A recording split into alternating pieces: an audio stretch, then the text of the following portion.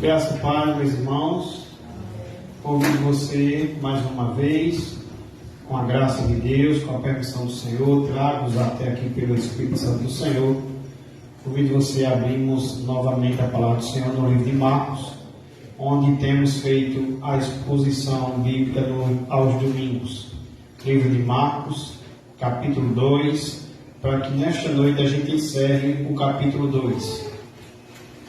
Capítulo 2, 23 ao 28. Encerrando nessa noite o capítulo 2 do Evangelho de Jesus Cristo segundo Marcos. E a gente vai falar um pouco sobre o dia de hoje.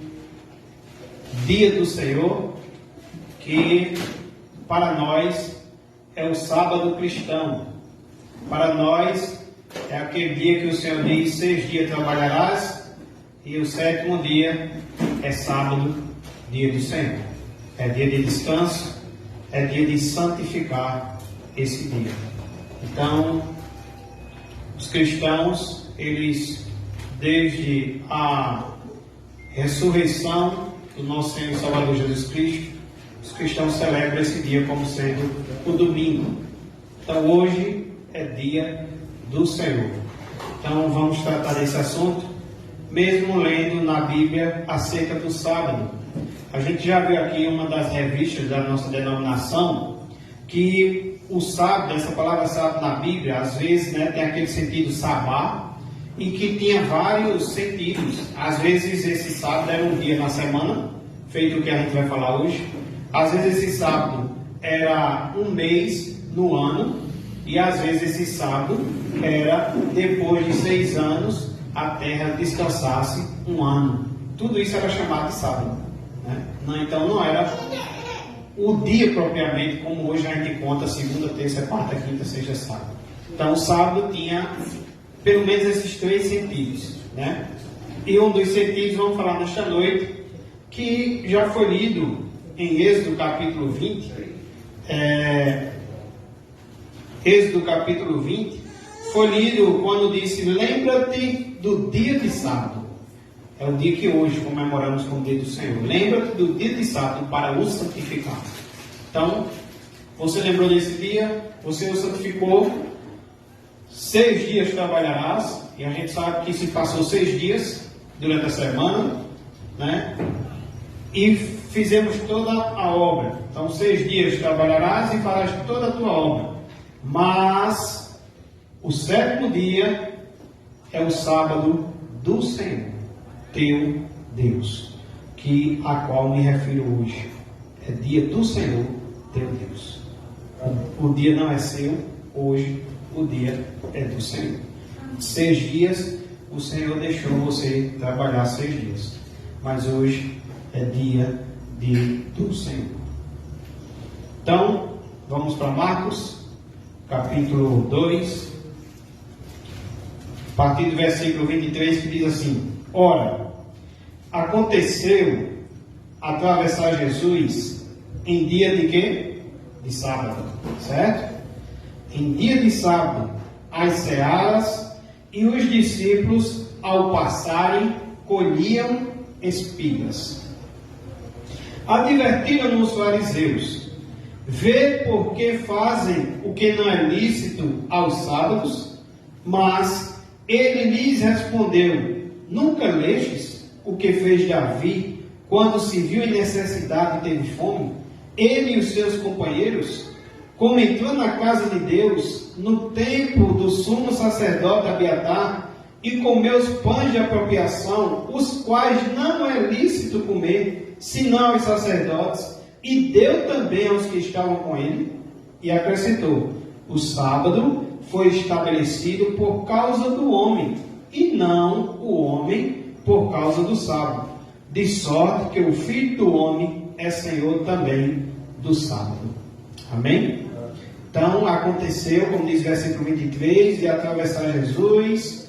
Isso está acontecendo em um dia de sábado, está passando por uma seara, e diz o texto no versículo 23 que os seus discípulos, passando também por essa seara, eles colhiam espigas, né? colhiam, também debulhavam. O texto de Mateus, o texto de Lucas vai dizer outras informações, que eles também estavam com fome, então era também uma necessidade. Mas os fariseus, conhecedores da lei, aqueles que também acrescentavam fardos também à lei, acrescentavam muitos mandamentos de homem, muitas tradições de homens à lei, eles vão achar que esses discípulos estão fazendo algo que não poderia fazer dia de sábado. Vocês estão, ao vocês colher espigas, ao vocês debulhar, Marcos 2, a partir do 23 a 28, ao vocês debulhar os milhos, ao vocês retirar esses espigas, vocês estão trabalhando. E vocês estão fazendo isso dia de sábado. Isso é o pensamento, a acusação dos fariseus contra os discípulos de Jesus, certo?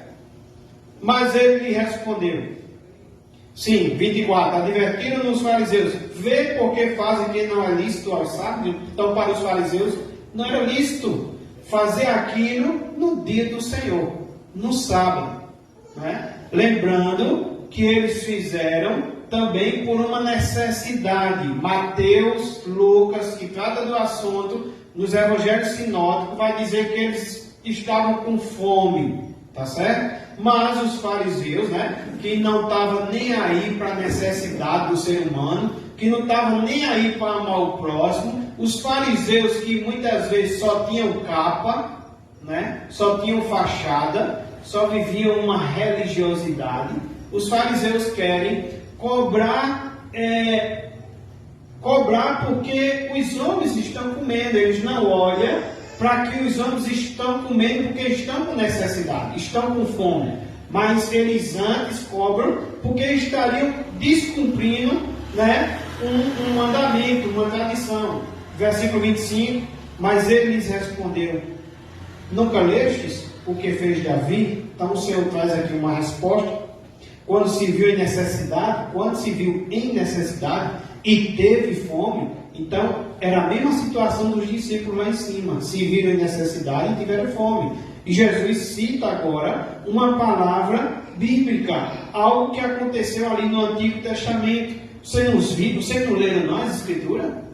Vocês não leram não o que está escrito lá? Que Davi, quando teve em necessidade, quando teve fome, Davi e seus companheiros entraram, versículo 26, na casa de Deus, no templo do sumo sacerdote Abiatar, e comeu os pães de proposição, os quais não é lícito comer. Esses pães não era lícito comer, a não ser os sacerdotes. Mas Davi, em necessidade, em fome, com os seus discípulos, com os seus companheiros, entra na casa de Deus e come aqueles pães que não era lícito de comer, certo? E Jesus Cristo está dizendo, vocês não viram isso? Vocês não leram as Escrituras? E deu também aos que estavam com ele, e acrescentou, o sábado foi estabelecido por causa do homem, e não o homem por causa do sábado. De sorte que o Filho do homem é Senhor também do sábado. Então, meus irmãos, o nosso tema de hoje trata do assunto, o correto ponto de vista sobre o dia de descanso. O correto ponto de vista sobre o dia de hoje, sobre o domingo, sobre o dia de descanso. Qual é o correto ponto de vista? Será que Jesus nos ensinou a cumprir? Será que Jesus aboliu? Sabemos que não, porque Mateus vai dizer que ele não veio para abolir, ele veio para cumprir a lei, né? Jesus, na verdade, ele trouxe a verdadeira interpretação da lei. Então, estes versículos apresentam, meus irmãos, diante de nós, uma cena notável do ministério de nosso Senhor Jesus Cristo. E vemos aqui que nosso bendito Mestre por excelência, nosso Senhor Jesus Cristo e seus discípulos, como diz o versículo 23, atravessavam, né, aquele momento em dia de sábado as searas, como diz o texto. Também somos informados que os discípulos, enquanto caminhavam, os discípulos colhiam espigas.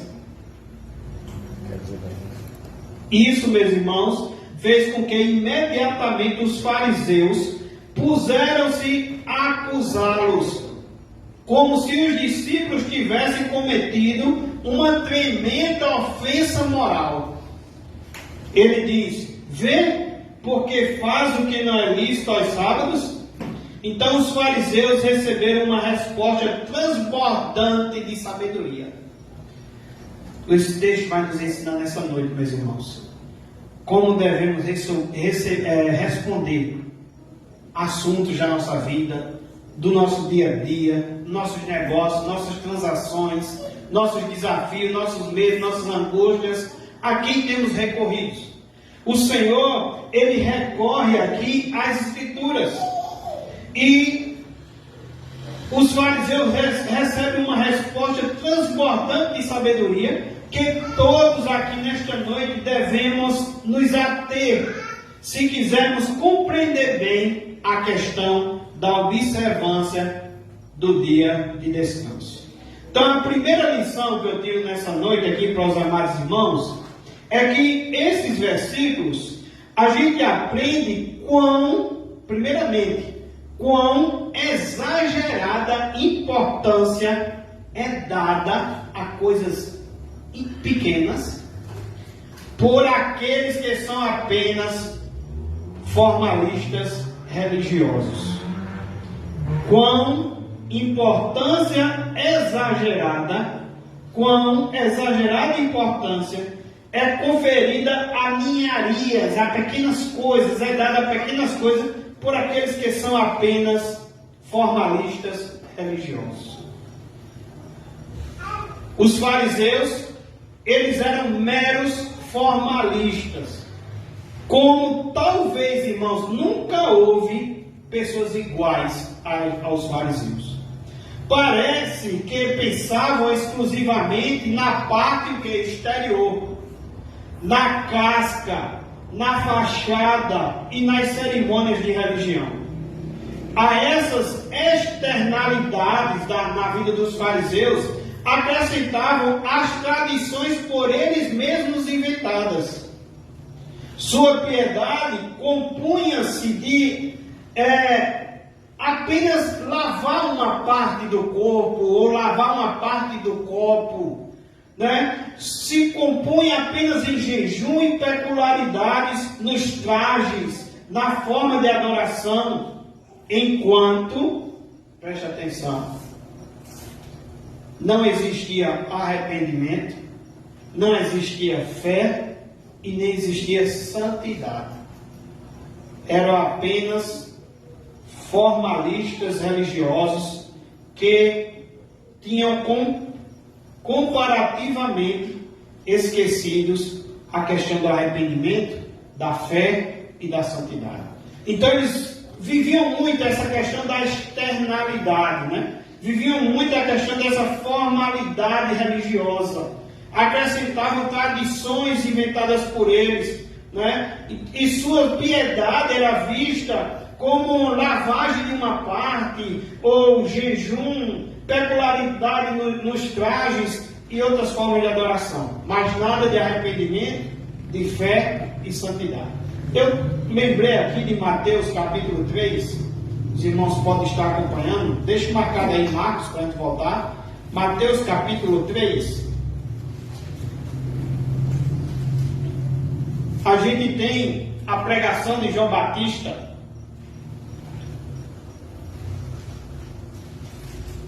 que está muito distante a pregação de muitos pastores hoje. Está muito distante a pregação de muitas igrejas hoje. Eu hoje olhava um vídeo, irmãos, e ficava bobo. E eu tenho dito isso aqui muitas vezes aos irmãos. O vídeo que eu olhava hoje era uma pregação de um presidente de uma denominação cristã que se diz evangélica, um presidente bastante conhecido. O púlpito estava cheio de obreiros, aí ele pregando certamente por uma igreja cheia, que é uma igreja grande, e a pregação era sobre barba, condenando quem usa barba. A pregação de hoje, irmãos, de muitas igrejas. A gente estudou aqui quinta-feira que 3 marcas de uma igreja saudável, pelo menos, em primeiro lugar, pregação da palavra de Deus. Pregação fiel da palavra de Deus. Muitas igrejas não temos mais visto isso. Segunda coisa, que a realização dos sacramentos aconteça de forma correta. O batismo e a ceia precisa acontecer como marca de uma igreja saudável. Pregação da palavra de Deus em primeiro lugar. Segundo, batismo e santa ceia. Terceiro, disciplina. Coisa que muitas igrejas também têm abandonado.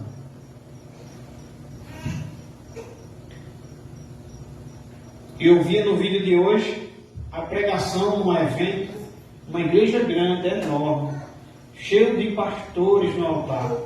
A pregação era sobre bala, condenando as pessoas que usam bala. A gente vê no texto de hoje, falando desses formalistas religiosos, falando apenas no exterior, falando apenas nessa casca, que deixa de tratar aquilo que está lá dentro, o arrependimento, a fé e a santidade. Eu lembrava da pregação de João Batista, Mateus capítulo 3. Naqueles dias apareceu João Batista pregando no deserto da Judéia e dizendo, a pregação de João Batista não era: vocês deixem de usar barba, vocês deixem de usar brinco, vocês deixem de usar batom. Essa não era a pregação. Não era a pregação de um convite exterior. A pregação era: arrependei-vos, porque está próximo o reino dos céus.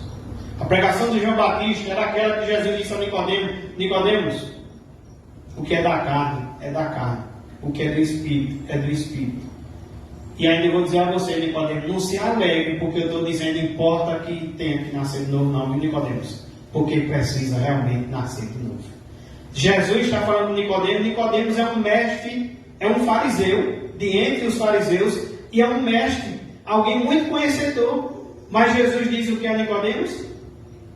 Nicodemos reconhece que Jesus vem da parte de Deus. Nicodemos reconhece que as coisas que Jesus faz só podem ser da parte de Deus.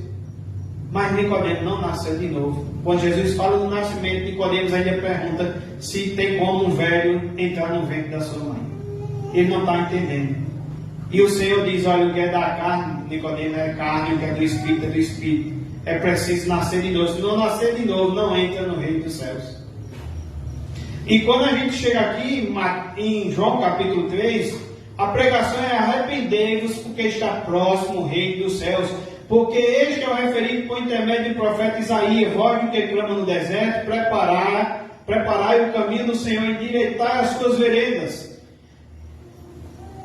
Versículo 5: então saiu a ter com ele Jerusalém, muitos iam a ter com João Batista, preparando o caminho do Senhor, pregando o evangelho do arrependimento. Muitos então saíram a ter com ele Jerusalém, toda a Judéia, toda a circunvizinhança do Jordão, e eram por ele batizados no rio Jordão, confessando o quê? Os seus pecados. Vendo ele, versículo 7, vamos ver como é que aparece mais uma vez aqueles que querem apenas viver uma aparência, apenas uma religiosidade. Vendo ele, porém, que muitos fariseus, aqueles que estamos falando nessa noite, aqueles que exageravam muito na importância de pequenas coisas, porque eram apenas formalistas religiosos. Vendo ele, porém, que muitos fariseus e saduceus vinham ao batismo, disse-lhe: raça de víboras. Meus irmãos, se a gente for viver apenas uma aparência, a gente vai ouvir o Senhor dizer: apartai-vos de mim, vós que praticais a iniquidade. Foi isso que o Senhor disse aos falsos profetas. Aqueles irmãos que viviam também uma certa casca, que vestia também uma certa capa, que vivia também um formalismo religioso, porque a Bíblia diz que eles dizem que profetizavam no nome de Jesus, faziam milagres no nome de Jesus, falavam muitas coisas no nome de Jesus, até no texto diz Senhor, Senhor. Mas o Senhor vai dizer: apartai-vos de mim, vós que praticais a iniquidade. Raça de víboras, quem vos induziu a fugir da ira vindoura? Quem disse que vocês que com essa aparência externa, achando que apenas um formalismo religioso de ser batizado, apenas achando que se vocês forem acrescentados a serem membros da igreja, quem disse que apenas se vocês cumprirem apenas com os compromissos dessa igreja, quem disse que está tudo bem? Quem disse que vocês podem se acomodar com isso? Ter paz só em ter isso? Quem disse? Só no formalismo religioso? Raça de víboras, quem vos induziu a fugir da ira vindoura? Quem disse que se nossa vida for essa, quem disse que nós vamos fugir da ira vindoura? Produzir, pois, frutos dignos de quê? De arrependimento. E não comeceis a dizer entre vós mesmos: temos por pai Abraão, porque eu vos afirmo que destas pedras Deus pode suscitar filhos a Abraão. Já está posto o machado à raiz das árvores. Toda árvore, pois, que não produz bom fruto, é cortada e lançada ao fogo. Será lançado ao fogo toda árvore, todo ímpio, todo falso crente, todo falso profeta, todo crente só de nome, todo aquele que teve apenas uma aparência, apenas uma prata, apenas uma fachada, será lançado ao fogo. Será cortado e lançado ao fogo. Isso me lembrava também Mateus 23.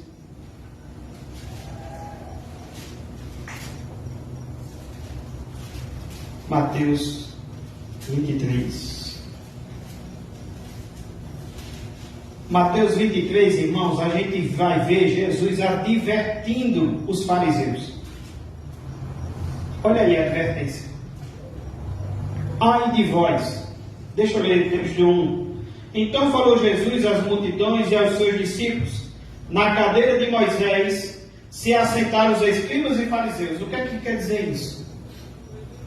Que eles tinham conhecimento. Sentaram na cadeira de quem? De Moisés. Tinham sim conhecimento. Eles eram mestres na lei, os escribas e os fariseus. Na cadeira de Moisés se assentaram os escribas e os fariseus. Fazei e guardai, pois, tudo quanto ele vos disser, porém, não os imiteis nas suas obras, porque dizem e não fazem. Olha que coisa forte. Eles eram tão conhecedores que o Senhor está dizendo: olha, se vocês também quiserem sentar na cadeira de Moisés, sentem. Vocês podem fazer até o que eles estão mandando vocês fazer. Mas cuidado, porque eles dizem e não fazem. Fazei e guardai, pois, tudo quanto ele vos disser. Veja que o Senhor não está repreendendo o conhecimento deles, não. Eles têm conhecimento, sentados na cadeira de Moisés.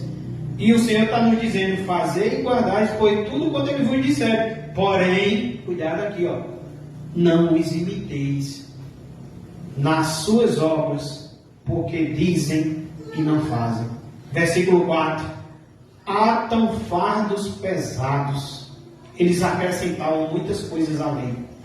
Atam fardos pesados e difíceis de carregar, e os põem sobre os ombros dos homens. Eles inventam tradições, atam fardos, colocam sobre os nossos ombros. Entretanto, eles mesmos nem com o dedo querem movê-los. Eles dizem, mas não fazem. Praticai, porém, todas as suas obras, com o fim de serem vistos dos homens, pois alargam os seus filactérios e alongam as suas franjas. Amo primeiro esse versículo 5. Eles eram homens, irmãos, que eram capazes até de colocar faixa na cabeça para se identificarem. como sendo, quem sabe, homens de Deus, povo de Deus, homens piedosos. Versículo 6, amam o primeiro lugar nos banquetes e as primeiras cadeiras na sinagoga. Chegava na sinagoga, queria sentar nas primeiras cadeiras. Parecia até os melhores estudantes da escola, né? As saudações nas praças e os serem chamados mestres pelos homens. Vós, porém, não sereis chamados mestres, porque um só é vosso mestre, e vós todos sois irmãos. A ninguém sobre a terra chamei vosso Pai, porque só um é o vosso Pai, aquele que está no céu. Nem sereis chamados guias por um só, porque um só é o vosso guia, o Cristo. Mas o maior dentre vós será vosso servo. Quem a si mesmo se exaltar será humilhado, a quem a si mesmo se humilhar será exaltado. E agora, a partir do versículo 3, começa uma série de ai. Uma série de ai que revela, né, essa formalidade religiosa, que revela pessoas religiosas, que aos olhos você até olha e diz, oxe, esse cara é um homem de Deus, oxe, esse cara ele deve jejuar muito, oxe, ele deve orar muito, deve ser um homem muito piedoso.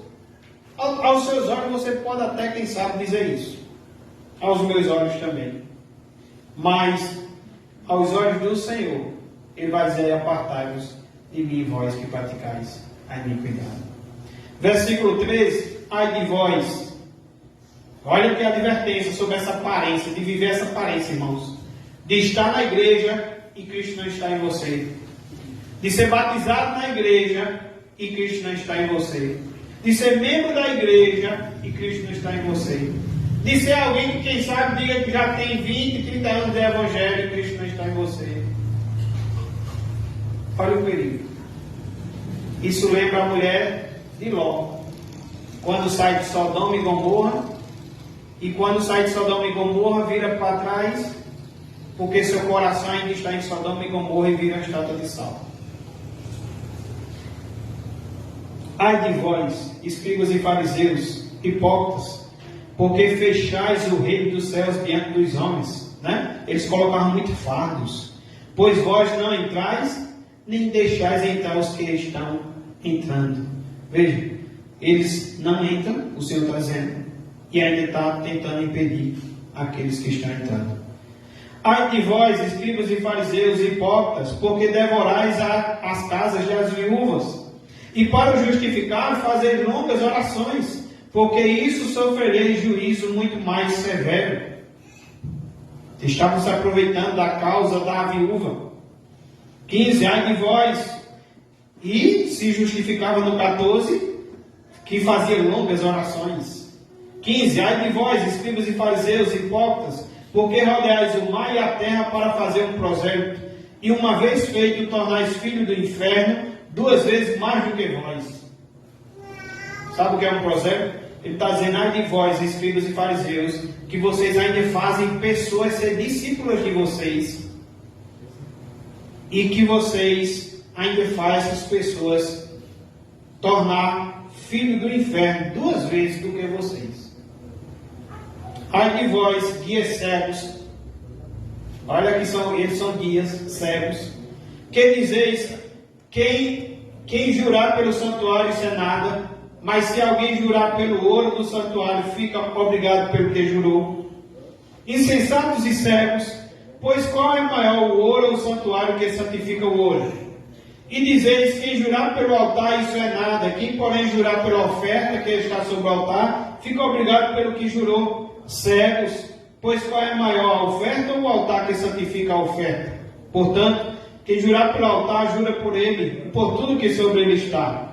Quem jurar pelo santuário, jura por ele e por aquele que nele habita. E quem jurar pelo céu, jura pelo trono de Deus e por aquele que no trono está sentado. 23, continua o ai. Ai de vós, escribas e fariseus, hipócritas, porque dais o dízimo da hortelã, do ente e do cominho. Eles aqui estão sendo, primeiramente, aplaudidos. Eita, homens fiéis, nos dízimos e nas ofertas. Dava dízimo de tudo, dava oferta de tudo. Entrasse, vamos supor hoje, vendesse, ganhasse 50 centavos, estava tirando os 5 centavos do dízimo para a igreja. ganhasse 10 reais do pai, estava tirando R$ 1 de dízimo para a igreja. Eita, que pessoa fiel, parabéns. Mas o Senhor continua. Vocês estão sendo fiéis nisso, mas vocês têm negligenciado os preceitos mais importantes da lei: a justiça, a misericórdia e a fé. Ou seja, eram muitos fiéis. Oxe, aquele cara ali, meu filho, tudo que entra, ele tem dado graças a Deus e tem entregado sua dízimo e sua oferta. É um fiel. É alguém que pode ser até um modelo nessa área. Parabéns. Mas o Senhor disse que eles estavam muito bem nisso, mas estavam negligenciando outras coisas. É igual o falso profeta que diz Senhor, Senhor, que expulsa demônio no nome do Senhor, que faz milagre no nome do Senhor, mas não nasceu de novo. Não quer ter ele como Salvador, mas não quer ter ele como Senhor. É tanto que o Senhor vai dizer: apartai-vos de mim.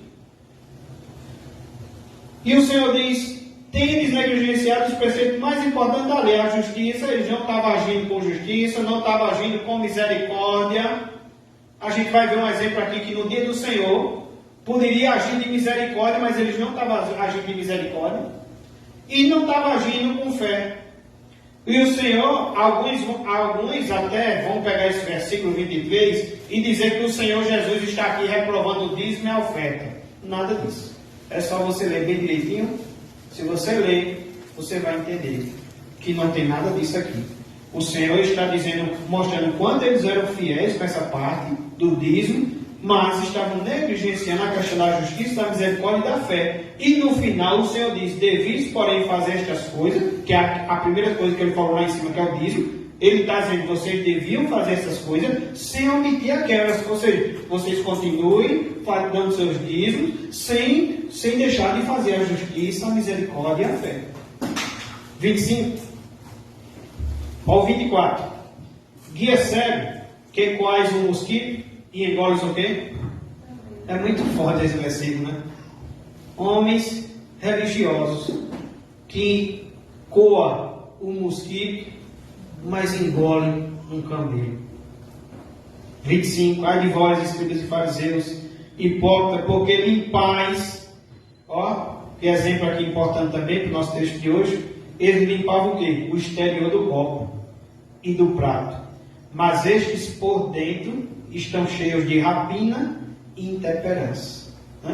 É tipo pegar, eles viviam uma religiosidade que é tipo comparado ao lavar de um copo só apenas exterior e ao lavar do prato só apenas exterior. Eu tenho certeza que se você for comer numa casa aqui, isso acontece, se você souber, eu tenho certeza que você já vai comer um pouquinho preocupado. Mas eles viviam assim, essa formalidade religiosa. Veja que até lavavam os copos, até lavavam os pratos, mas lavava apenas o exterior. E eles estavam desse modo, vivendo apenas a parte exterior, a casca, vivendo apenas de fachada, São crentes apenas de nome, vamos dizer assim. Não são crentes genuínos, verdadeiros. Não são crentes que buscam o arrependimento, a fé e a santidade, mas apenas viver uma vida externa, exterior. 26. Fariseu cego, limpa primeiro o interior do copo, para que também o seu exterior fique limpo. Meus irmãos, o Senhor, Ele trata assim conosco. Ele nos leva a aceitar o convite de João Batista, que é a pregação do Evangelho. Se arrependa dos seus pecados, confesse seus pecados. Tem um Salmo 32, Davi diz que enquanto não confessou seus pecados, seus ossos estavam envelhecendo. Então, o Evangelho precisa ser um Evangelho que leve você ao arrependimento. O Evangelho precisa ser um Evangelho que leve você a sair daqui nesta noite ferido num bom sentido. Ferido porque, como o Cláudio disse, essa palavra é eficaz e é como uma espada de dois gumes. Que essa espada penetre na sua vida nesta noite. Que essa espada penetre na sua vida no dia a dia como cristão, aqui e fora daqui. Que essa espada penetre em você, que você não seja apenas ouvinte, mas seja ouvinte e praticante. Que você seja como salmista, guardei a tua palavra no meu coração para não pecar contra ti. E lembrar, meus irmãos, que às vezes eu digo aqui na igreja, você pode enganar seu irmão, você pode enganar seu pai, você pode enganar sua mãe, você pode enganar seu esposo, você pode de repente enganar qualquer um, você pode enganar o pastor, mas lembre que não tem um canto aqui na face da terra que o Senhor não veja, que o Senhor não diga, isto aqui é meu. Então, meus irmãos, precisamos viver mesmo, adorar em espírito e em verdade. Se não estamos conseguindo isso, precisamos orar e pedir isso ao Senhor. Porque essa santidade, esse arrependimento, essa fé também não vem de nós, vem do Senhor. Foi lido aqui nesta noite antes de pregar. É pela palavra que vem a fé. E a palavra é a palavra de Cristo. Não pode também ser outra palavra. Então, irmãos, a gente pode parar por aqui de ler tanto aia aí dos fariseus, mas vocês poderiam depois dar uma meditada nesse versículo, nesse capítulo 23 de Mateus, e vem aquilo que eu estava falando para os irmãos, a primeira lição nesta noite, né, dos fariseus que estão acusando os discípulos de Jesus, porque no momento de fome e necessidade, eles estão debulhando milho para se alimentar, estão na seara comendo trigo, outra coisa para se alimentar, e os fariseus estão querendo dizer que eles estão fazendo algo que não é lícito, porque seria dia do Senhor, né? E, como eu disse, eles pensavam exclusivamente nessa parte exterior, na casca, na fachada, nas cerimônias de religião, mas esqueciam do arrependimento, da fé e da santidade. Os fariseus provavelmente não teriam encontrado falha alguma se os discípulos tivessem sido culpados de alguma ofensa contra a lei moral. Eles teriam dado pouca importância, por exemplo, se os discípulos de Jesus tivessem caído em cobiça, em falso juramento, em roubo, porquanto esses eram pecados para os quais eles mesmos se inclinavam. Entretanto, tão logo viram uma infração às suas próprias tradições a respeito da guarda do sábado, eles protestam em altos brados e acharam falta nos discípulos. Isso aqui me lembrou João capítulo 8. João capítulo 8.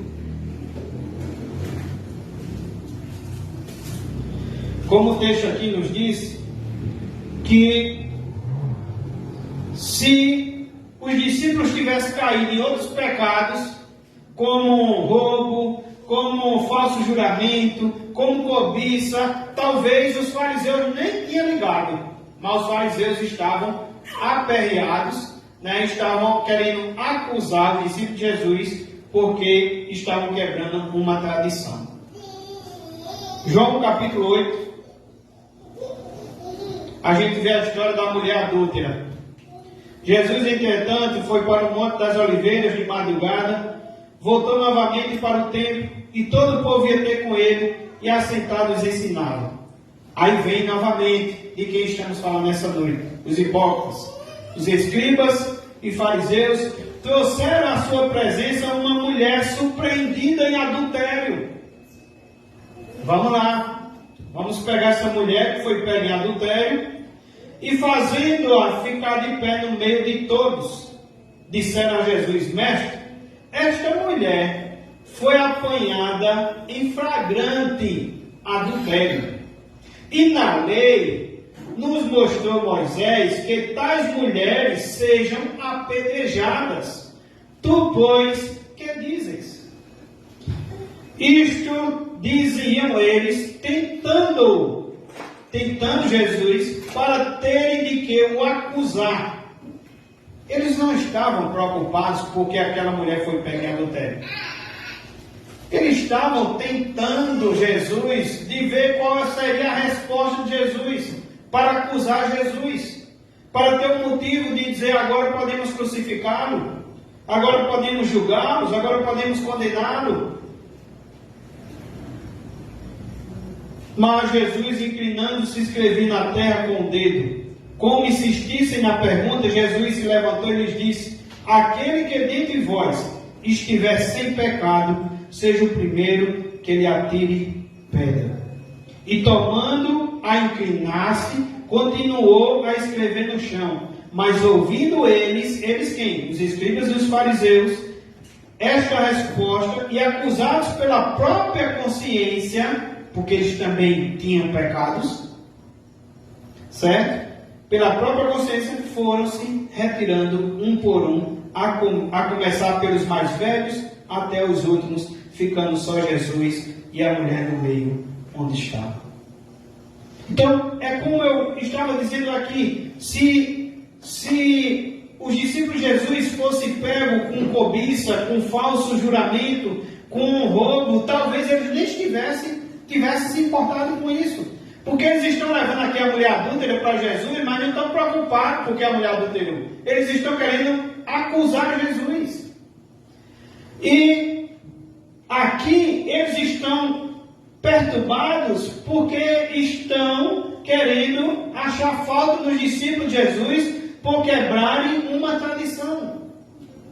Isso nos lembra também Mateus capítulo 15, quando eles dizem que vão dizer que os discípulos de Jesus estão comendo sem lavar as mãos.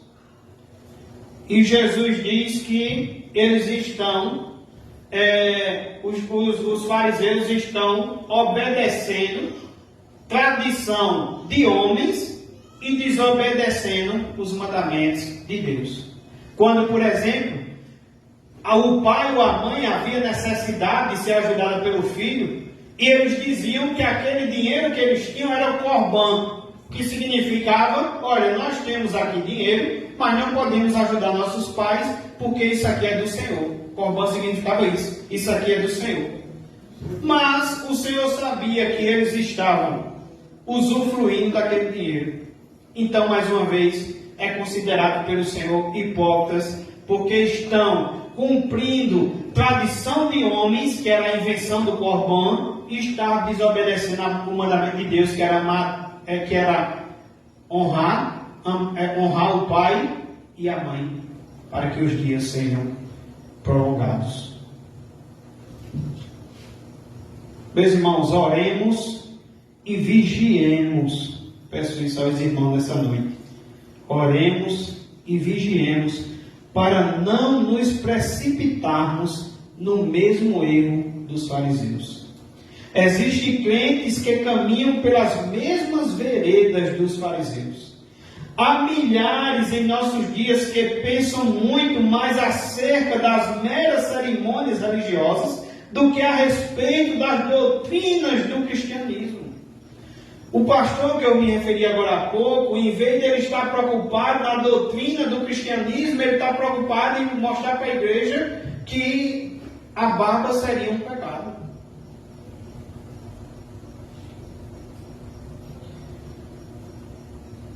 Então, tais pessoas fazem muito mais barulho a respeito do guardar os dias santos, do inclinarem-se na direção do Oriente, do recitar o credo e do prostrar-se ao ser proferido o nome de Jesus, do que a respeito do arrependimento, da fé e de separar-se desse mundo. Se preocupam muito em viver um formalismo religioso. O cristianismo, irmãos, ele começa lá dentro. E daqui de dentro, o Senhor disse que quem cresce nele ia fluir, ia jorrar fontes de água viva. Começa aqui dentro, gera o arrependimento. A Bíblia diz que quando o Espírito viesse, iria nos convencer do pecado, da justiça e do juízo.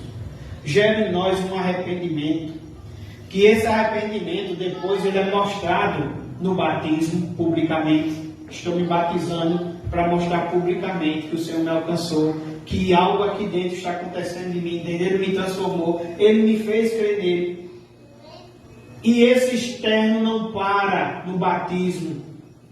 Ele é visível, ele é notável lá fora. no trabalho, em casa, quando eu dirijo no trânsito, quando eu faço isso ou quando eu faço aquilo.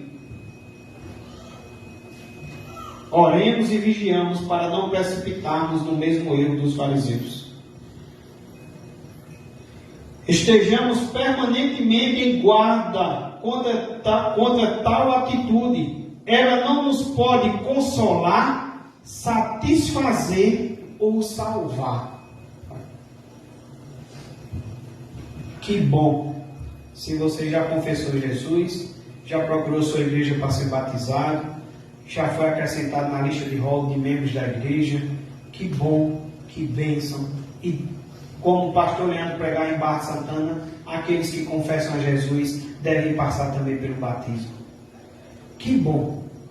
Mas irmãos, não se acomodem. Não se acomodem por ser já membro de uma igreja.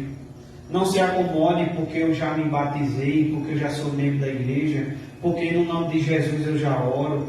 Não se acomode com isso.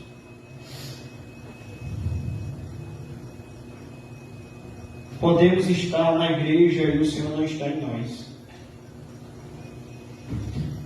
Então deve ser um princípio bem fixado em nossas mentes o fato de que a alma de um homem está em maus estados quando ele começa a considerar os ritos e as cerimônias criados pelos homens como de superior importância, exaltando-as acima da pregação do Evangelho.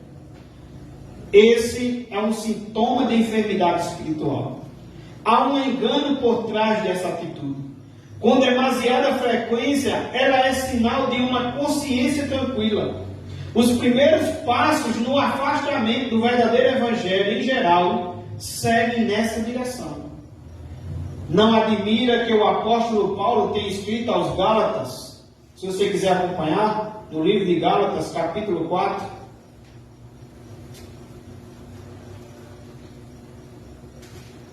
Gálatas, capítulo 4,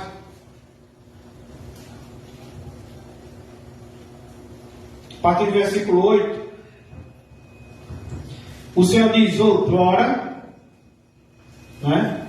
Outra hora, lá atrás, porém, não conhecendo a Deus, servíeis a deuses que por natureza não são.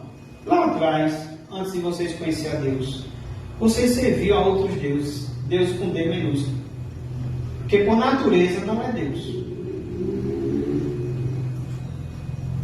Mas agora, no versículo 9, que conheceis a Deus, ou antes sendo conhecidos por Deus, como estáis voltando?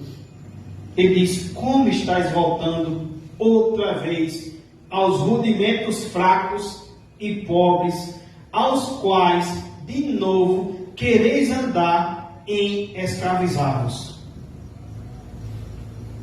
Vocês outrora serviam a outros deuses, e agora, conhecidos por Deus, como é que vocês agora estão querendo voltar? Como é que agora vocês estão querendo retroceder? Aí ele diz, versículo 10: guardai dias e meses e tempos e anos. Esse sentido aqui é esse sentido que estamos falando, né? Vocês estão mostrando uma religiosidade. Vocês estão guardando dias, vocês estão guardando meses, vocês estão guardando tempos, vocês estão guardando anos. Versículo 11. Olha o meio do apóstolo Paulo: receio de vós, tenha eu trabalhado em vão para convosco. Colossenses capítulo 2, um pouquinho na frente.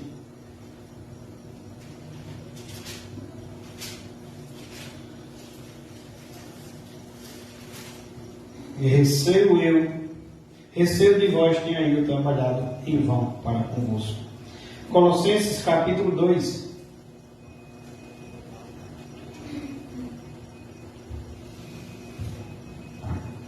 Versículo 16.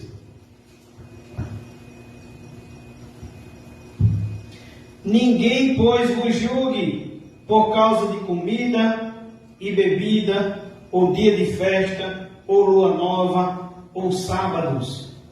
Aqui tem uma passagem que está acontecendo um problema, que as pessoas estão retrocedendo. As pessoas estão querendo pegar aquelas coisas lá do Antigo Testamento e repetir novamente. É como a gente vê no Antigo Testamento, há um momento que a Arca da Aliança era a comprovação que Deus estava ali. E hoje a gente vê igrejas que esquecem que o Senhor diz que Ele está no meio da igreja e que Ele está em nós. Essas igrejas hoje que fazem isso, esquecem disso, manda fazer no marceneiro uma Arca da Aliança, bota dentro da igreja para ter a certeza que Deus está ali. Tipo assim, querer voltar às coisas de trás. Querer retroceder. E aí, alguém está julgando porque não está retrocedendo. E ele diz, ninguém pois vos julgue por causa de comida e bebida, ou dia de festa, ou lua nova, ou sábados. Porque tudo isso tem sido sombra. Muitas coisas lá no Antigo Testamento, irmão, se cumpriu em Cristo, tem sido sombra das coisas que haviam de vir. Porém, o corpo é de Cristo. Ninguém se faça hábito contra vós outros, pretextando humildade e culto dos anjos, baseando-se em visões, enfatuados, sem motivo algum, na sua mente carnal. E não retendo a cabeça, da qual todo o corpo, suprido e bem vinculado por suas juntas e ligamentos, cresce o crescimento que procede de Deus. Então, não retroceda. Muitas coisas ali eram sombras. Não faça o sacrifício de Cristo em vão. Então, a primeira lição, irmãos, que aprendemos aqui nesse texto é quão exagerada importância é conferida a pequenas coisas por aqueles que são apenas formalistas religiosos. Não sejamos como os fariseus e os escribas. O Senhor nos livre disso. Que estejamos nele, para que ele também esteja em nós, porque sem ele nada podemos fazer. João capítulo 15, quando se trata da videira. Segunda lição que aprendemos em Marcos, vamos para Marcos. Marcos capítulo 2.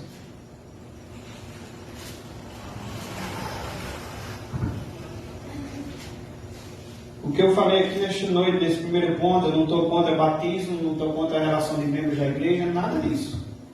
Tudo isso é muito saudável. Mas podemos participar de tudo isso e ser apenas uma casca, não estar em Cristo. Né? Então, que vivamos isso, mas vivamos com Cristo. Segunda lição é sobre o valor de um sólido conhecimento das Sagradas Escrituras. O valor de um sólido conhecimento das Sagradas Escrituras. Nosso Senhor relata a acusação dos fariseus. Ele rebate a acusação dos fariseus com uma passagem da Bíblia. Ele lembra aos seus adversários qual havia sido a conduta de Davi. Olha aí no versículo 25, Marcos 2, a partir do versículo 25. Mas ele lhes respondeu: nunca lestes o que fez Davi? Nunca lestes? Irmãos, ele está perguntando aos fariseus: vocês não leram as Escrituras? Olha que importância da gente ter um valor sólido, um conhecimento sólido das Sagradas Escrituras. O homem prudente, ele escuta a palavra de Deus e coloca em prática. Vem as tempestades, porque as tempestades também, o crente passa também pelas tempestades. Vem a tempestade, mas sua casa não cai, porque está firmado na rocha. Vem o homem sensato, escuta a palavra de Deus, mas não dá ouvido, não coloca em prática, construi sua casa na areia. Vem a tempestade também, assim como a casa cai sobre a chuva, assim como a chuva cai sobre a casa de todos, vem também a tempestade na casa dele. Mas a casa cai porque está firmada onde? Na areia.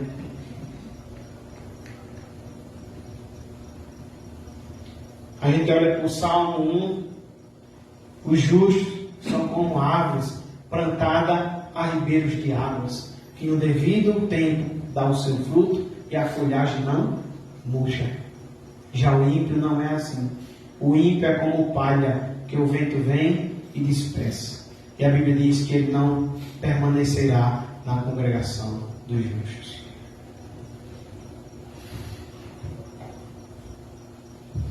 Nosso Senhor, Ele rebate, versículo Marcos 2, a partir do 25. Mas ele lhes respondeu: nunca lestes o que fez Davi, quando se viu em necessidade e teve fome, ele e os seus companheiros? Essa é uma passagem, irmãos, que está lá em 1 Samuel, capítulo 21, versículo 6, citada pelo nosso mestre, que conhecia a lei, que citava a lei, e que dizia: está escrito. Como entrou na casa de Davi, no tempo do sumo sacerdote Abiatar, e comeu os pães de apropriação, os quais não é lícito comer senão os sacerdotes, e deu também aos que estavam com ele. Então, o Senhor, ele rebate a acusação dos fariseus com uma passagem da Bíblia. Ele lembra aos seus adversários qual havia sido a conduta de Davi, quando ele se viu em necessidade e teve fome. E ele diz: nunca leste o que fez Davi? E eles, ouvindo isso, não podiam negar que o escritor do livro de Salmos, o homem segundo o coração de Deus, dificilmente poderia ter dado um mau exemplo. Na verdade, eles sabiam que Davi nunca se desviava dos mandamentos de Deus todos os dias de sua vida, se não só no caso de Urias, o heteu. Não obstante, o que fizera Davi? Ele entrara na casa de Deus quando sentiu fome e comer os pães da proposição, os quais não é lícito comer, senão aos sacerdotes. Jesus mostrou que em casos de necessidade, alguns dos requisitos da lei cerimonial de Deus podem ser abrandados em caso de necessidade. Você não veio para a casa do Senhor hoje?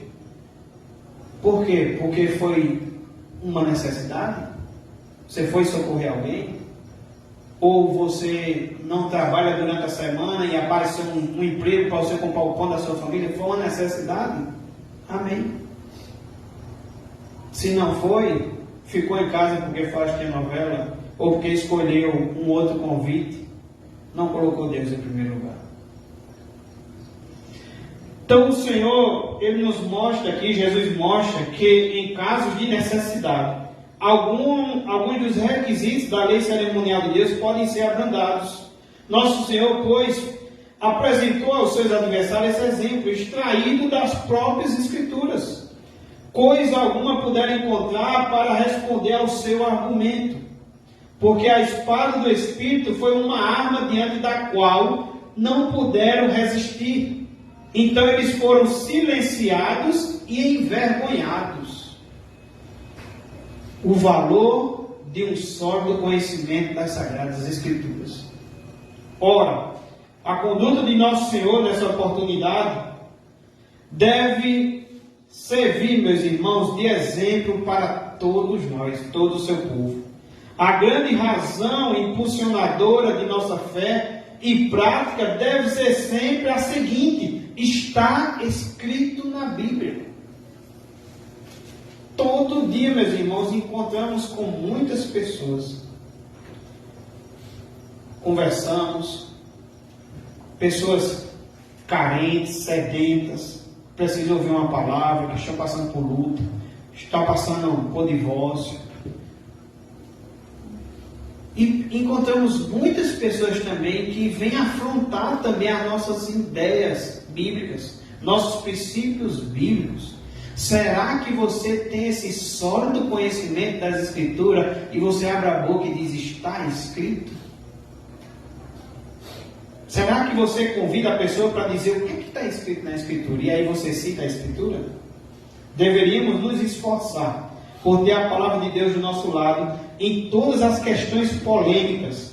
Deveríamos ser capazes de dar uma resposta bíblica em apoio à nossa conduta. Em todas as questões suscetíveis de discussão, deveríamos apresentar as Escrituras diante de nossos adversários como a nossa regra de conduta. Acabaremos descobrindo que um texto bíblico claro é o mais poderoso argumento que podemos usar. Em um mundo como o nosso, devemos esperar que nossas opiniões sejam atacadas se estamos servindo a Cristo.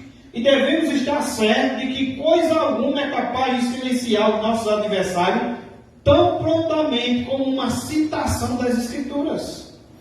Um maior exemplo, irmãos, quando eu lia isso aqui, quando eu meditava nisso aqui, era a tentação de Jesus no deserto.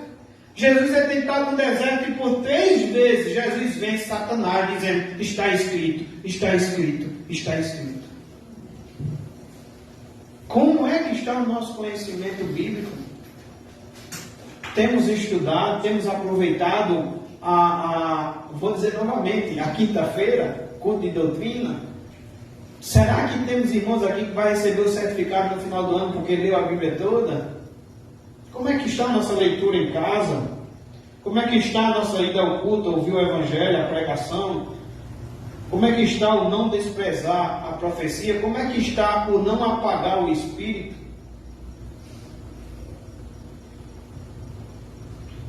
Lembremos, entretanto, que se tivermos de usar a Bíblia conforme fez nosso Senhor, teremos de conhecê-la bem e estar familiarizados com o seu conteúdo. Devemos tê-la diligente e humildemente, com perseverança e com muita oração. Ou os textos bíblicos nunca nos ocorrerão nos momentos de necessidade. Quantas vezes eu já presenciei irmãos passando por alguma luta, irmãos precisando de um conselho, irmãos precisando ser orientados pelo Senhor, e vinha na mente: meu Deus, isso era às vezes numa sexta-feira, num sábado, num domingo, o Senhor tinha tratado do assunto na quinta-feira aqui na igreja.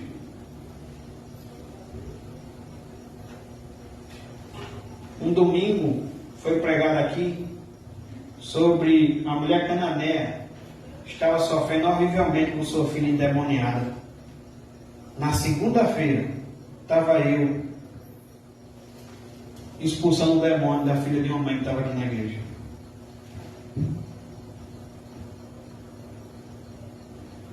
A palavra de Deus, irmãos, é eficaz, é viva. Precisamos dela. Alguém já disse: se você for pregar para pessoas muito sábias, doutores na lei, médicos, cientistas, não se preocupe. Sabe por quê? O que mais eles precisam ouvir é a palavra de Deus.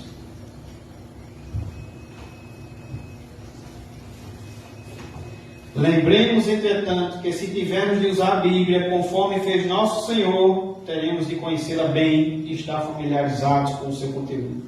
Devemos tê-la diligente e humildemente, com perseverança e com muita oração, ou os textos bíblicos não nos ocorrerão nos momentos de necessidade. Vai chegar um momento que você não vai ter texto bíblico. Para que usemos a espada do Espírito de modo eficaz, teremos de estar habituados a ela, por tê-la manuseado com frequência. Não existe outro modo para adquirir o conhecimento da Bíblia. Não existe outro modo. Ou você está dormindo para debaixo do travesseiro para ver se ela entra na sua mente. Estou brincando com vocês não. Teve alguém que já disse isso a mim. Não é daqui da nossa igreja, mas alguém que estava tentando fazer isso. Tal conhecimento não vem intuitivamente ao homem. O livro sagrado deve ser estudado, apreciado e pesquisado. Devemos orar sobre ele e jamais deixá-lo em alguma estante para os examinarmos de vez em quando, descuidadamente. Os que estudam a Bíblia, e somente eles, descobrirão que a Escritura lhes serve de arma sempre pronta à mão no dia da batalha. O valor sólido, o valor de um sólido conhecimento das Sagradas Escrituras. Terceira e última lição dos textos de hoje.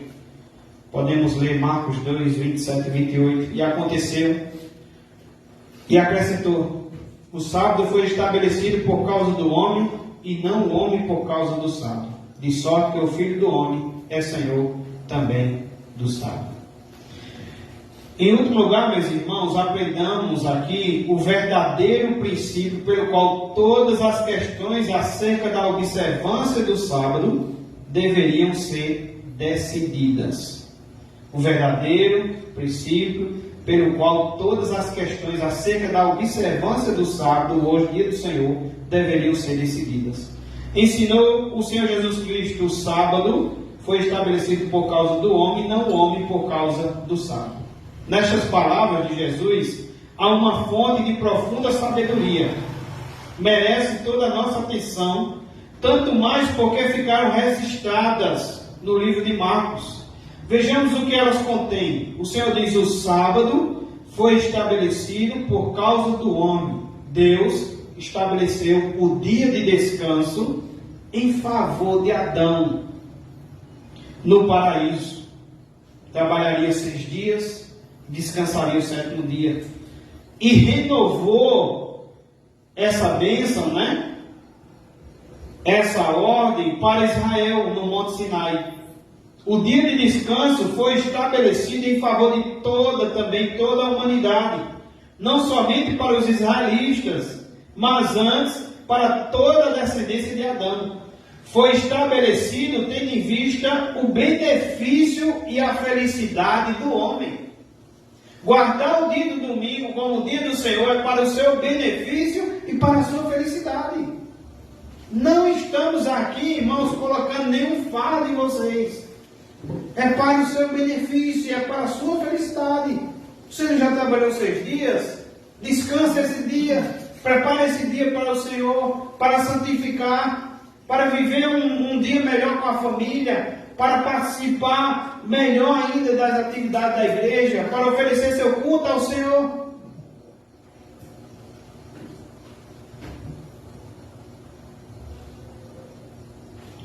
Então, meus irmãos, foi dada ao homem como uma bênção e uma graça, não como um fardo. Assim foi a sua instituição original. O dia de descanso visa, meus irmãos, o bem do seu corpo, o bem da sua mente e o bem da sua alma. Porém, o homem não foi criado por causa do sábado, como ele diz no texto. A observância do dia do Senhor nunca teve a finalidade de ser imposta como algo injurioso à saúde do homem. Nunca foi instituída para interferir nas necessidades humanas. O mandamento original diz: lembra-te, lá em Êxodo 20, já lido nessa noite, Êxodo 28, lembra-te do dia de sábado para o santificar.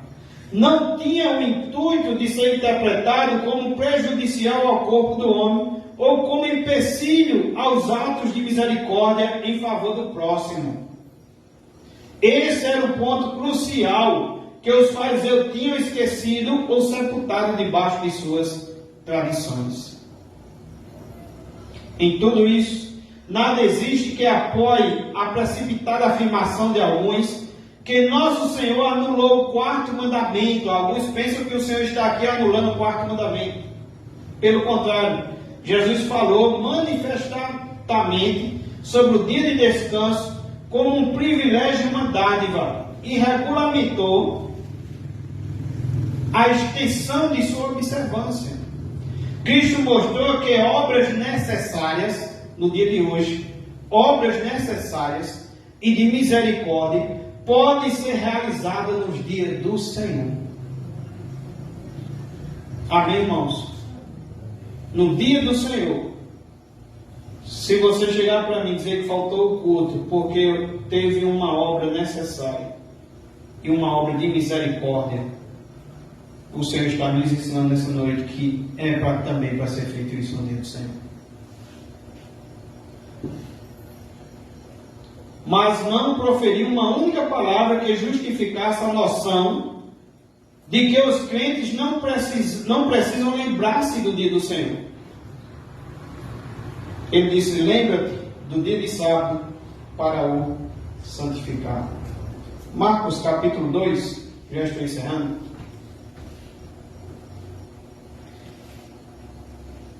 Marcos, quando encerramos aí o texto, Marcos capítulo 3, De novo entrou Jesus na sinagoga e estava ali um homem que tinha ressequida uma das mãos.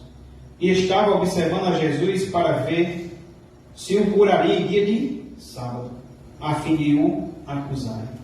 Mais uma vez, agora está na sinagoga, estão observando se Jesus vai curar esse homem no dia de sábado. Para eles também não podia. E disse Jesus ao homem da mão ressequida: vem para o meio.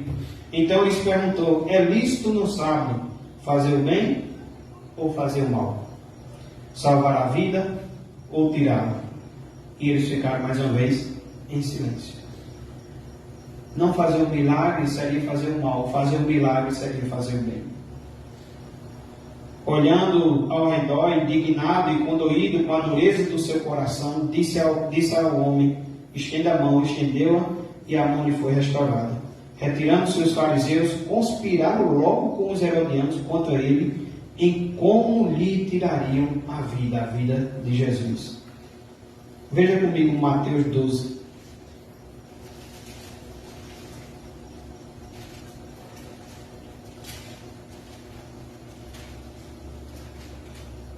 Isso me lembrava também que nosso dinheiro, quando a gente agradece a Deus e precisa usar nosso dinheiro para a glória de Deus, isso me lembrava hoje que o nosso dinheiro também não é somente para o dízimo e as ofertas. Ele é para o dízimo e as ofertas. Mas a Bíblia ainda trata que nosso dinheiro também é para ajudar o próximo. O Senhor sempre está nos confrontando, né, irmãos? Mateus capítulo 12.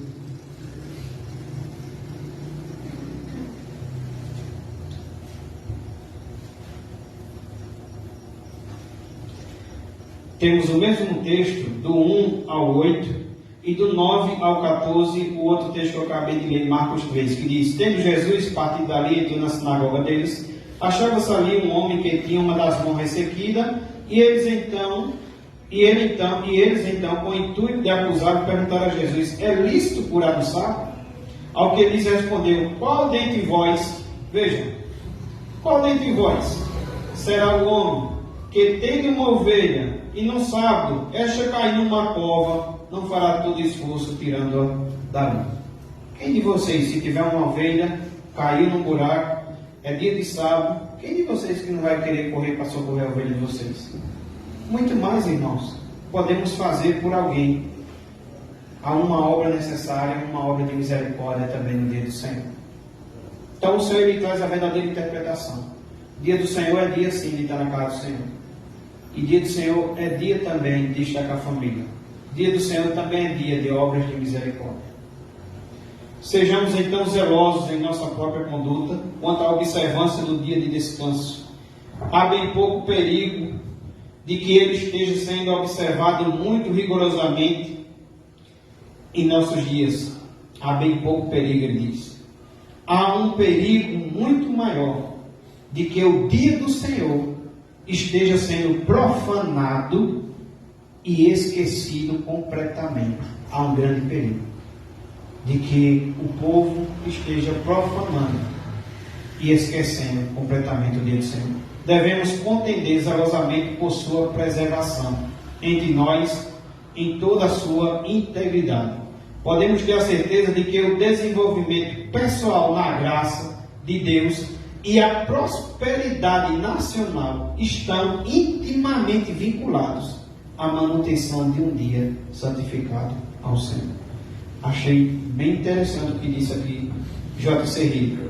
Podemos ter a certeza de que o desenvolvimento pessoal na graça de Deus e a prosperidade da nação, esse crescimento no cristão e a prosperidade na nação, tudo isso se deve porque está intimamente vinculado à manutenção de um dia santificado ao Senhor.